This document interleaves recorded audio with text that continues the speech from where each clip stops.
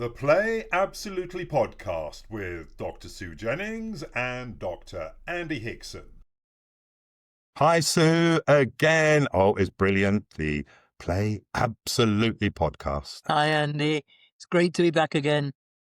How you doing? Okay. Yeah, The had more a we good do week? brings up new ideas for me, so it's a very creative process for me, let alone anybody else. It is. And of course, I mean, one of the challenges is that we're finding new subjects, new ways to explore play from different angles, from different cultures and so on. One of the things that I think has been consistent in the podcast that we've done so far, and this is our seventh now, if you include the trailer at the beginning. So 6 already online. This is the seventh. And I think a common thread that we've mentioned in every podcast has been about our life with the orang asli or the Temiar of Malaysia. Yes. And so some people, particularly people that know us, can catch that thread. But I hope I don't sort of just throw this in your direction. But what do you think about we make this podcast a bit sort of Temiar saturated so we can explain more about what life was like for us in the Temiar, living with the Temiar, and why actually we went there in the first place? Because, of course, for me, I was a kid. I was 13 years old when, I would say, you took us. I mean, you didn't force us to go, of course, but you were undertaking some research for your PhD, and you took the step to take your children with you. And me, being one of your children, but your eldest, went, and we essentially lived in the jungle for, well, just about 2 years, give or take. The big thing there, before we sort of talk about how play from the Temiar has played a big role in our lives, was that I never went to school. When we went to live with the Temiar, we were living in the jungle. There were no schools. So one of the things, and when I talk about it, particularly with my younger children, they said, "You went 2 years off school? You lucky. I don't want to go to school. Can I go and live in the jungle for a while?" So they love that fact. They think, they're really jealous that I missed school, if you like. In a way, I went to what I would class now the jungle school. It was the school of the jungle because we learned a whole different set of subjects that have served us, certainly me, well during my life. I mean, the amount of data, information, skills, and so on that I draw from our experience of living with the Temiars is more than anything else, I think. But also for you, and maybe that's where we want to start this, if you're okay with this, is that living with the Temiar in relationship to play and your own neurodramatic play philosophy and so on has influenced you greatly, hasn't it? So shall we talk a bit more about that to let people know? What do you think? Yeah. Yes, I think that's important. I also think it's important to share that initially at the university, it was a struggle to actually get to the jungle. This was the university in the UK where you were attached to. That's right. And the lead professor of anthropology wanted to encourage me to go away for sort of 6 months and do, in his words, a nice little MPhil, and you children to go to boarding school. I mean, it was outrageous. And I wrote to all the anthropologists I knew who'd taken their families and taken their children. They all wrote back and saying, "Don't give up. It's worthwhile. It's an enriching. You'll find out far more by having your children with you." And I had marvellous support from other families that had done field work. So can I just stop you there? Because that's new for me. We've talked about this, obviously, over many years. But I didn't know there was a whole family of families that have taken their children, their family units to far off places, jungles and so on. Indeed. So I felt very much supported. The professor did have the grace to apologise to me when we got back. We're not going to mention any names here, are we? I think it's better not. They will know who they are. Can we mention the institution? Yes, the School of Oriental and African Studies, SOAS. SOAS, also London. known as part of University of London, yeah. Because they specialise in particular in work in Asia and Africa. So it seemed sensible, because I was at the London School of Economics, LSE, originally. This is where ZOAS was where I did my master's, of course. Yes, so we actually shared that experience. I think the staff in relation when I was there had since retired when you went there.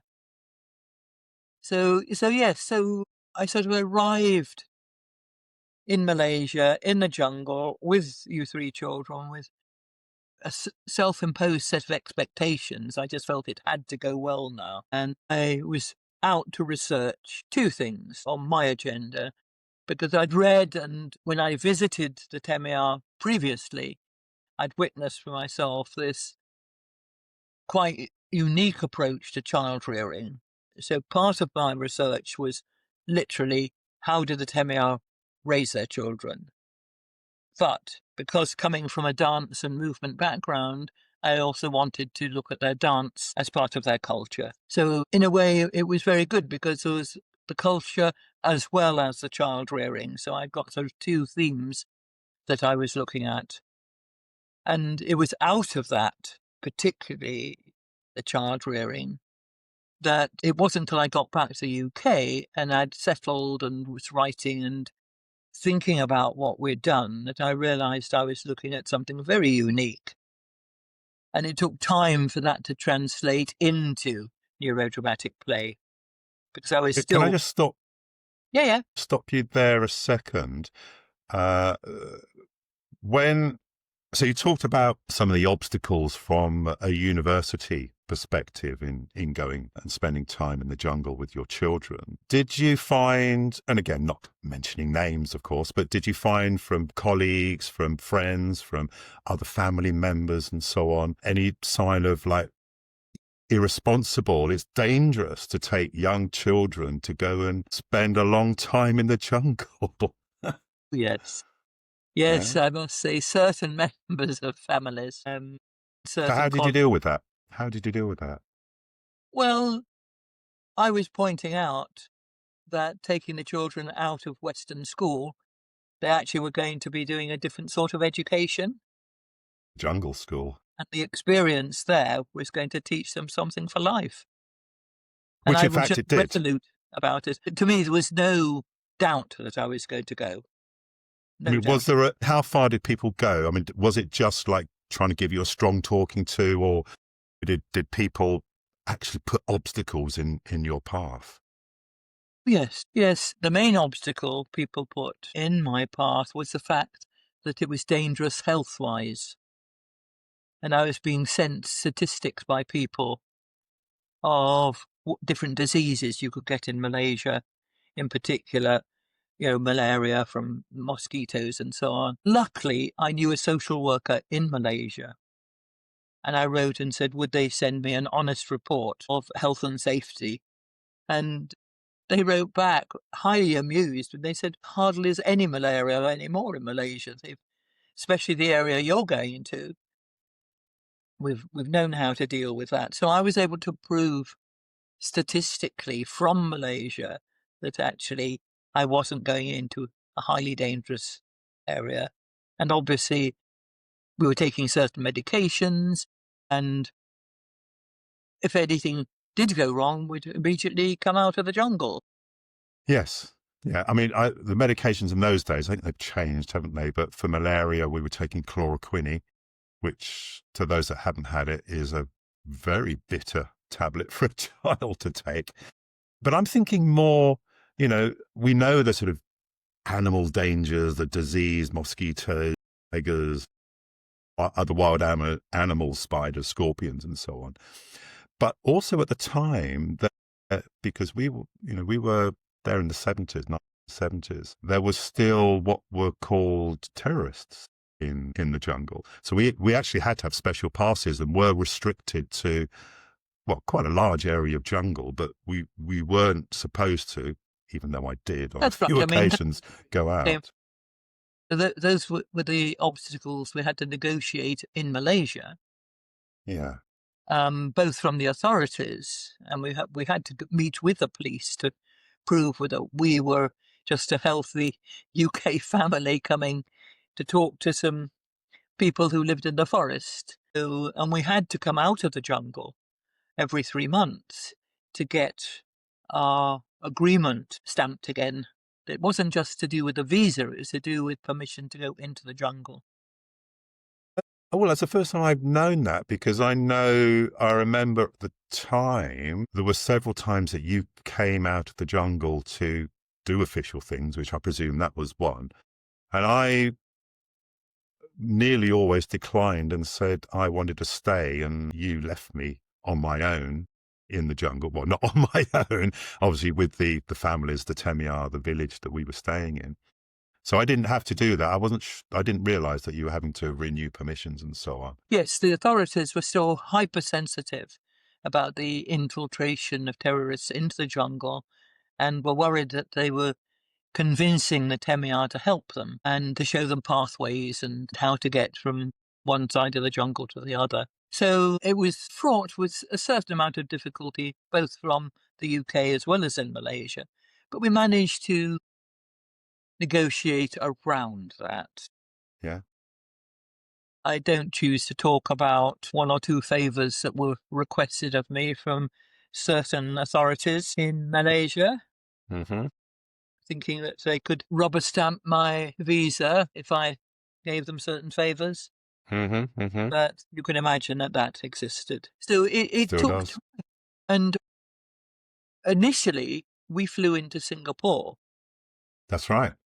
And we had to wait for our visa. And in the end, it was the anthropologist at the University of Malaya that rang the authorities and said, look, this is nonsense. We know this woman, she's doing her research.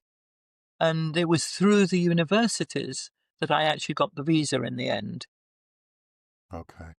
They were just delaying it. Meanwhile, I was meeting anthropologists in Singapore. And the one very amusing event while we were there is that your younger siblings came back one day and said, we've been talking to a man, he doesn't really speak English, but he's got a swimming pool in his garden. And the adults we were with were a bit curious about this, and it turned out they'd been chatting up a guard at the Russian embassy, not a man with a big garden. No. They thought they had an invitation to go and swim in the swimming pool. Did we get to swim in the embassy swimming pool or not? Sorry? Did we get to swim in the embassy swimming pool or not? We didn't. No, we didn't. Found our own Although, swimming. I mean, we'd have to say, as foreigners, as white foreigners, I suppose, I think were given preferential treatment to a lot of the locals, which, I didn't register as a child back then, but certainly since then and in subsequent visits, it is something that I've seen. I mean, I've heard it called white privilege, and it's a real thing. It is, the color of your skin in a country like Malaysia, without wanting it, without asking for it, it gives you privileges, which can be embarrassing at time. But I think also it can be coupled with a certain amount of disdain. Yes. That you automatically have more than other people do. Yeah. You are richer. But also they took opportunities at the time to override that. If you remember when we first went to live there, I had very long hair, and there was a thing in Malaysia at the time, I don't think it exists now, but men with long hair, it was not really an accepted thing. And there was actually a sign in a post office, I think, there that said, if you've got long hair, you will be sent to the back of the queue if you're a man. So, yeah. Yes, the definition of long hair was if it grew below the bottom of your ears. That's but how anyway, they define. This is the Play Absolutely podcast. So let's refocus back to play.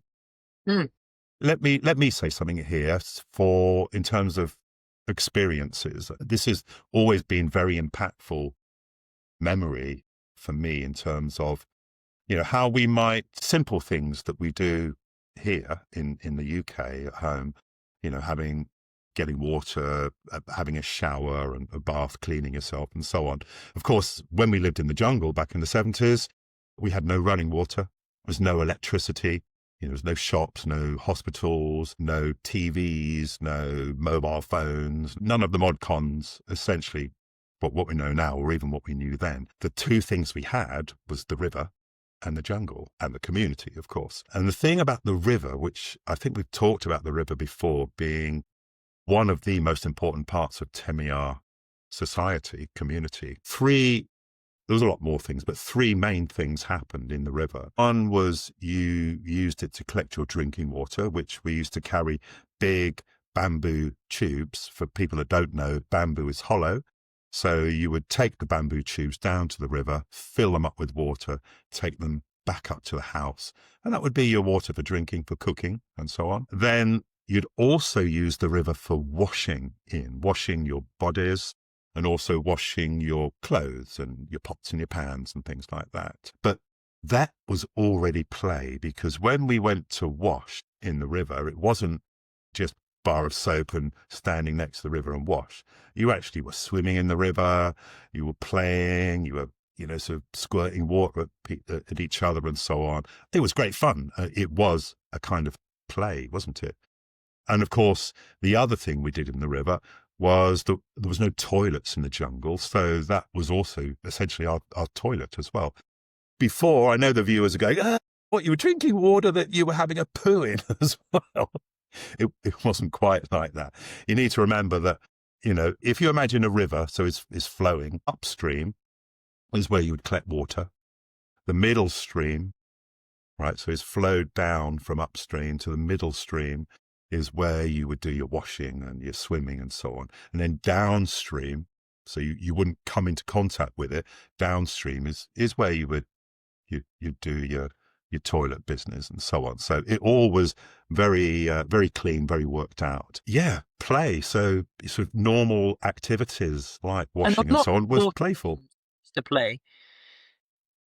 I mean, not just splashing each other and jumping and going underwater and hiding and coming up and jumping out in front of people. All of those water games. There were also those where, with a sarong, you managed to make your sarong blow up like a balloon. Yeah. And then you could float down the river. Fabulous, and that was great fun to see how far. I'll put some pictures up on screen showing that. Yes. So, I mean, again, it was always so inventive, different things happening. And of course, the river being a source of food, how fish was a category of food, that there were very few taboos about fish. Mm-hmm. But unfortunately, the pollution from the logging companies made the fishing less possible. Well, it was still possible in those days. I mean, now it is the fish there that we talked about, the brown rivers, also known as Tariq rivers now, due to the logging. I was always very impressed with the way whoever was fishing could stand and balance in a boat while they cast a net into the water. Yeah. I mean, it was extraordinary. And then drag the net in. And there they were standing in a narrow log boat, keeping their balance. They never fell into the water.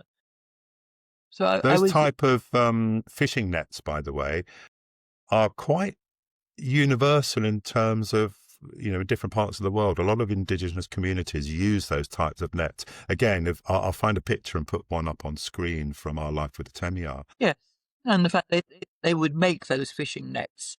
Yeah, but what I was interested me particularly is that, you've got them in the jungle in Malaysia, but you can also find them in parts of Africa and so on. So almost looking exactly the same. What I think was probably unique, though, is when I was helping the midwife during women having babies, that just at the moment of birth, when they used to open up everything in the house, they used to open up the fishing nets as well.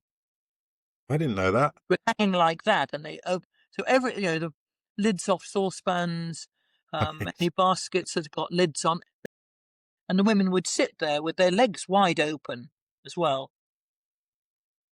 as the baby was being born. I mean, like Literally. literally an opening ceremony.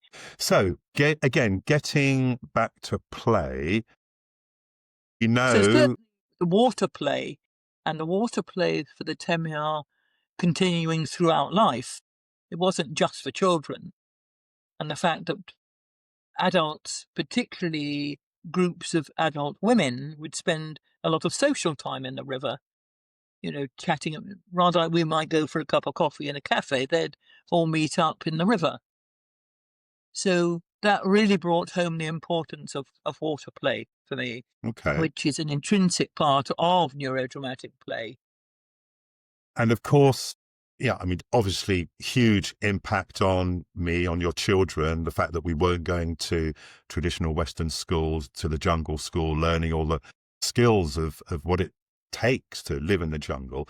But if we focus on you and the huge impact that the experience of and the research that you, well, and us, we were your co-researchers, did with the Temiar, how much of an impact and how has it impact, let's take neurodramatic play, and of course, your play therapy and your drama therapy work as well, but I mean, I here think and now.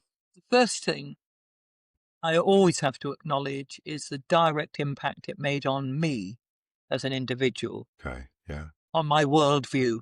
When I came back to the UK, having had that extended time, which is not like a tourist visit for 2 or 3 weeks, it was an extended time to live in another culture.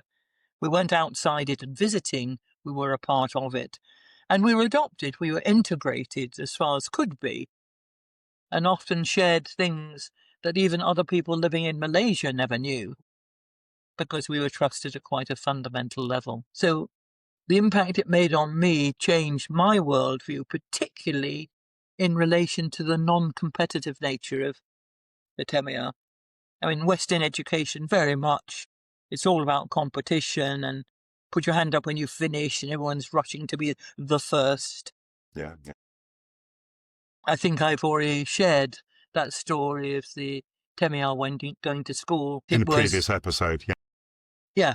And them giving away the medals because the medals for the races didn't mean anything to them. Yes. Well, I mean, that had a big impact on me as well because, I mean, I don't know how much you were aware of it at the time, but pre-Malaysia, I was pretty badly bullied at school. I was picked on for a lot of variety of reasons. And it immediately changed when we went to live with the Temiar. Suddenly, I could appreciate a life where I wasn't concerned about what was going to happen to me violently or, emotionally, negatively on my way or at school. Living with the people that it was peaceful and they treated me like an equal and didn't talk down to me, didn't ridicule me, didn't hurt me was big.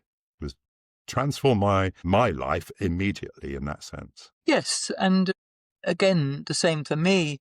When the chief midwife told me that really I was her daughter. Therefore, we had a whole crowd of family relatives. It was very interesting, my view that the Temiar value women in quite a different way from the conditional value they have in Western society. I mean, the only thing they wouldn't do, and that's because they said they were scared. How did they put it? Yes, my village in London would be cross if they took me into the deep jungle. So they would never let me go into deep jungle. I could go into jungle fringes, but they said it was too dangerous. Not because I was a woman, but because they felt they had a duty of care to make sure I was looked after. But, valuing skills like delivering children, like healing and so on, was something very, very forward in the Temiar thinking and attitudes. There was no discrimination because one was a woman. No. So that was important as well. It's changed now, of course, because that equality that we experienced between men and women with the Temiar back in the 70s doesn't seem to be as pronounced now that more sort of Western and Malay culture has sort of infiltrated their lives, if you like. So they're adopting more ways of the West, which, well, as we know, has not given women the same rights as men have. Things change, but we're still struggling with that. And of course, one thing that slowly filtered through my consciousness in relation to play was how the Temiar children were constantly rehearsing adult roles. So they would dress up like a hunter or dress up like a mum. I don't know if you've got the slide of the two children who had 1-year-olds on their backs in sarongs. I think it's on the last podcast, but I can include it again here. Yeah, I think we talked about that in the last podcast. But in all Podcast sorts of ways, they play from almost as soon as they could walk, they were doing Let's Pretend. Lots of adult playing at being a shaman, playing at being elderly and shaking when you went into trance. All of these things, which was you don't see that in the same way because we have attitudes towards play here. You know, play's all very well, but children need to learn to sit still, and they need to learn to sit in rows, and they have to learn to be quiet. Well, yeah, I mean, I don't think a lot of people realize that sort of that learning to be still, have patience and so on is a skill in itself. It's not something most people enjoy doing, but to sit quietly in a waiting room or something like that, there's a level of skill, a level, that you have to hold yourself in, isn't it? And that can be more difficult for some people than others. And I think something else that impressed me about the Temiar children was their constant inventiveness. They didn't have loads of ready-made toys, but they had bits and pieces of string and some discarded bamboo and old tin cans. Absolutely. And they could do things or make sounds or with those. Well, already, I mean, we talked about this before, didn't we, with Temiar children, so 4 or 5 years old, they would be able to carve things with a large bush knife. Absolutely. Can I, just on that point, because that to some parents would be a really scary thing, but when we have talked about that, I think in the last podcast, were there times during our time living with the Temiar that you were like really scared, or what was the scariest experience for you of living in the jungle? Were there any times when you were like, what have I done? Have I made the big mistake? Or did you have any of those kind of conflicts and worries, concerns, anxieties? Little, very occasional glimpses. I remember I was a little bit concerned, certainly, when in the village next upriver from us, they had a very, very fierce dog there. Nearly bit my nose off. That's right. And I was very concerned that one of you could get injured, and one immediately thinking, were you inoculated for tetanus and what could happen, things like that. So there was I think only the one time that they found pug marks from a tiger underneath our houses. Because of course, I don't know if this was a time when you weren't in the village, but a tiger was in the village while, certainly I would say, it might have been one of your trips out. So it was not just the footprints, but it was in the village, and we all had to get pots and pans and make loud noises. It was midnight or something like that to scare the tiger away. That was exciting. And of course, there are fewer and fewer tigers now in Malaysia anyway.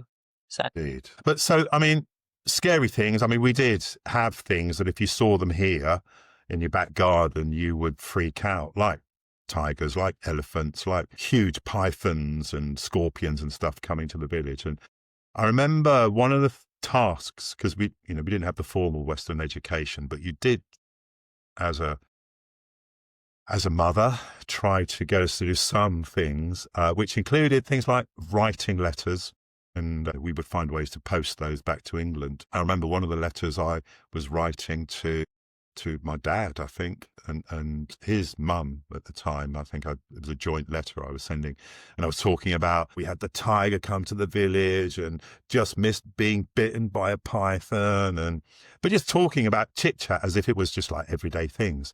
And you were like, Andy, can you tell those stories when we get home, but if you tell them now, they're just going to freak out.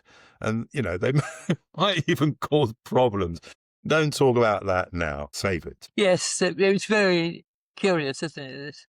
That the reality that we were experiencing, if we told it down to its last little bit of detail, would have terrified people back home. Yeah, yeah.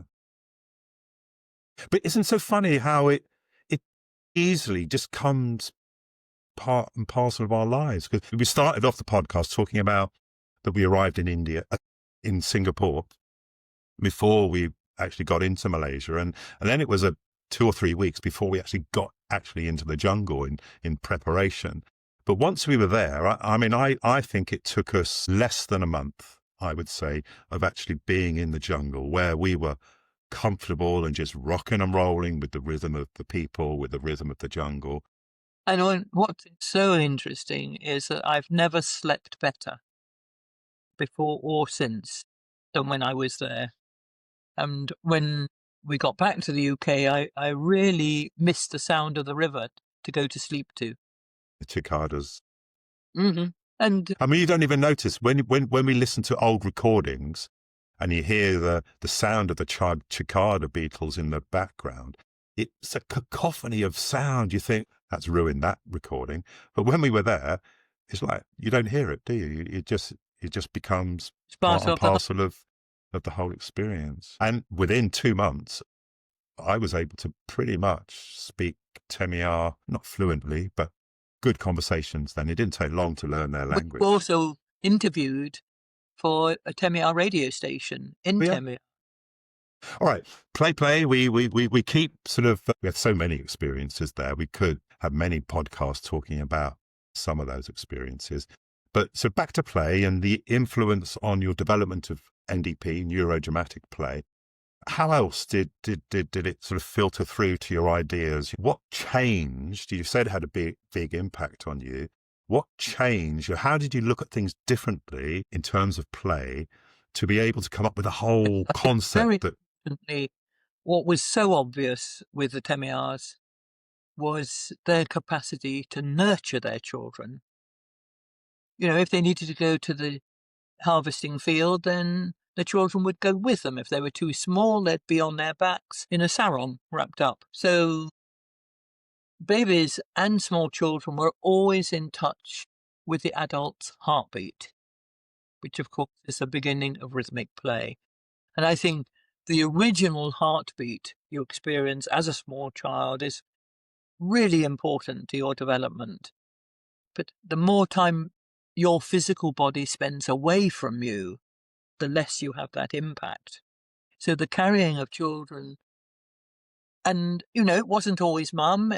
If there were 2 children near an age, dad would help out as well, or grandma, whatever. Or but other children. Children were... Also, other children would look after younger children as well. Even 4 or 5-year-olds would happily carry a baby in a sarong like their mum might do.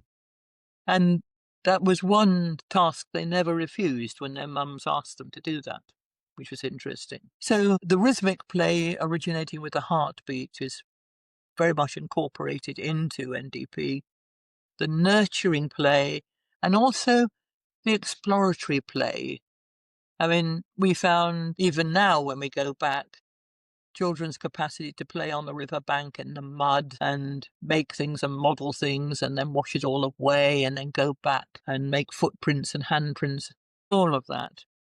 Messiness is... You find that in the UK as well, though, wouldn't you? I mean, I remember, my younger brother, he was lost on holiday in the UK once, and we found him.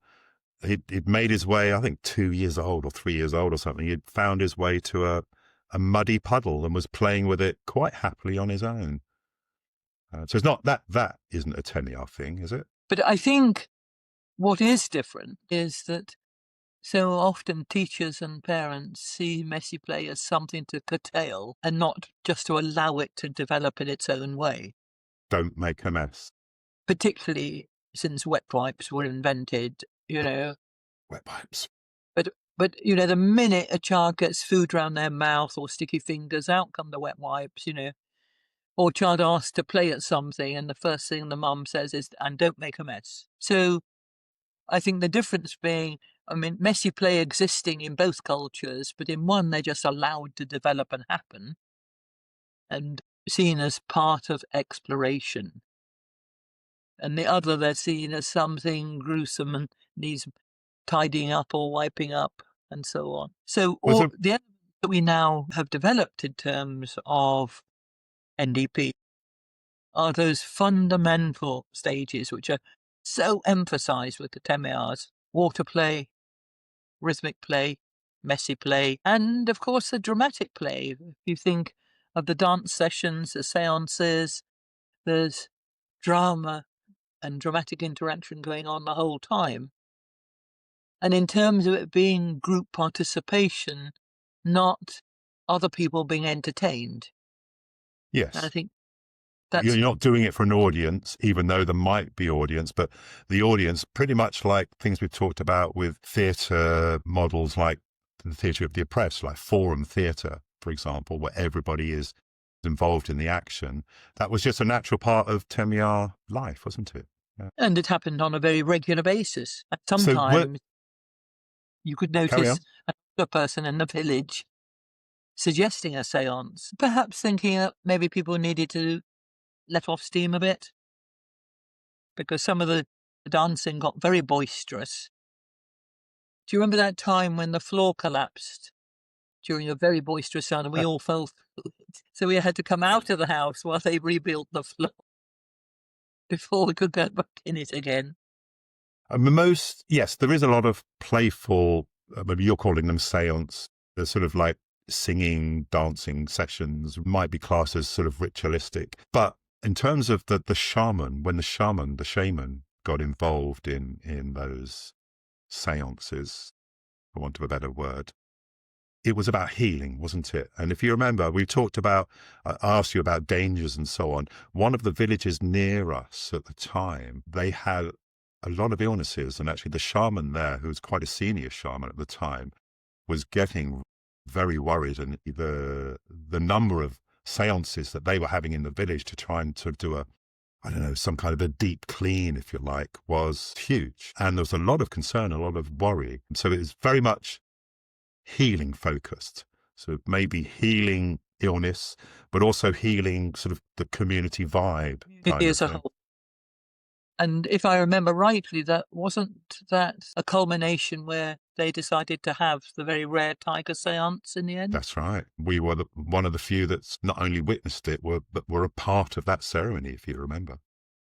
I mean, from a research point of view, we were very fortunate that I think we witnessed 3 tiger seances in total during that time, which is almost unheard of. And that's when I say about the Temiars inviting us into their community at a deeper level. They trusted us, and we trusted them. So it was a two-way thing. But there's no doubt the tiger seance, although it's being enacted, it actually produces that fear. That the minute the shaman's gone into trance and starts scratching the shelter, everybody jumped. The most rational of us still jumped. Indeed. So play, I'm just looking at the time. We might want to sort of draw a close. So are there any important aspects of play that you learned, new pathways of play that you hadn't experienced or didn't think about from I've described the different forms of playing that very much are incorporated into neurodramatic play. But what I find interesting throughout the Temiar lives, not just the children playing, is how there was a border always put on unregulated noise and playing. Okay. If you remember, senior people would say to the children, you don't want other people to hear, meaning you don't want the bad spirits to overhear, which were tiger and thunder. So there was a regulation despite the freedom. And I think we should clarify that freedom aspect is that unlike here in the UK or Western countries, most countries could never, or a Temiar would never force a child to do anything. You might ask them to help with the washing up. You might ask them to help carry some logs, or to help with this, that, or the other, or look after one of their siblings.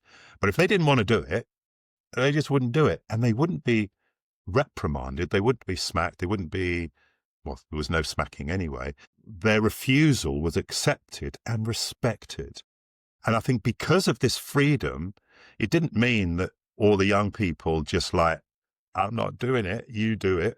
They, for whatever reason, and they might have a valid reason for saying no, it was respected. But most of the time, everybody got on and just did the thing, didn't they? But there was no coercion involved in doing that, which I think is a huge shift in thinking. Absolutely. Because I remember one day the midwife was explaining to me that a good Temiar, a respected Temiar, behaves like this and does that. And then she said, but everybody chooses what they want to do anyway. So it was that very interesting balance between individual autonomy and group responsibility. And somehow they got that mix right. That nobody was ever neglected. Somebody in need or who hadn't got anything to eat or who didn't feel well was never abandoned. So their system of care was there 24/7. It was. I mean, and even with us, I remember when there was a time I wanted to go exploring myself in the jungle, and my friend at the time was like, okay, that's fine. I'll go on my own. And he was like, a bit dangerous to go on your own. And belligerent me was like, well, I'm going to do it anyway. So off I went. I didn't try and force him to come, and he didn't try and force me to stay. We communicated. And then when I'd made my decision and there was no coercion on either side, I turned round sort of 30 seconds later and saw him walking behind me. He didn't want me to go on my own because it was dangerous, but because I respected his decision, he came along anyway. Yeah. I mean, their concern and care for us throughout our stay was very touching, really. Good. Well, we could talk for ages. We've talked for quite a bit. Unless there's anything pressing that you want to say, maybe we can explore more ideas in future podcasts. Sure. But I'm rather pleased we've been able to make the direct connection for people between the Temiars and what we learned and what became NDP. Yes, and we do keep asking that. So far, we haven't had many people offer some questions or even suggest things that they would like us to talk about in reference to play, the Temiars and so on, the content that we've talked about. So please, I remind people again, if you've got any questions, write them in the comments box below. We will read them, we'll reply to them, and we will try and incorporate answers live on the podcast too. So if you've enjoyed what you've seen, please give us a thumbs up, and also subscribe to the podcast, the channel below. That would be much appreciated and help the algorithm and get out there so we can get more people seeing this podcast. And for now, look forward to seeing you again in the next pods. I'm going to say, I'm not going to take your line this time. I'm going to say good chat. Okay, and bye-bye, Andy. See you again soon, huh? Yeah, well, I left you the line. You didn't want to say it, so I'll say it. Don't forget to play. Sure. It goes without saying now. It goes without saying. But I'm going to say anyway, play. Play, play, play, play, play. All right. Yeah, one love. Speak soon.